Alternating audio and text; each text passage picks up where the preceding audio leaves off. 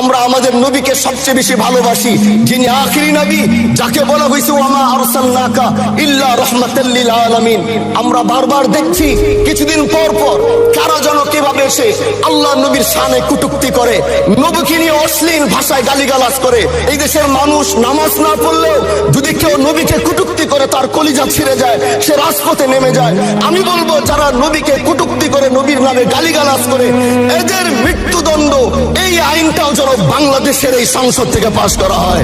মাননীয় স্পিকার, এলাকায় বলেছিলাম যে আমরা ন্যায়ের পক্ষে কথা বলবো, ইনসাফের পক্ষে কথা বলবো।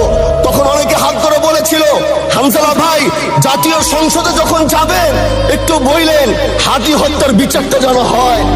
ন্যায়ের পক্ষে কথা বলেছিল, ইনসাফের আওয়াজ দিয়েছিল। আমাদের মতোই যুবক মাননীয় স্পিকার, তিনি এই যে স্বপ্ন বলেছিল এক সুন্দর বাংলাদেশ করবার, রাস্তার ভিতরে সেই স্বপ্ন থামিয়ে দেওয়া হয়েছে। এই বিচার যদি না হয় তাহলে আমাদের মতো আন্দোলনের নিরাপত্তাও রাস্তায় কেউ দিতে পারবে না মাননীয় স্পিকার। এই জন্য আপনার মাধ্যমে আমি বলতে চাই, হাদি হত্যার বিচার যেন সুনিশ্চিত করা হয়।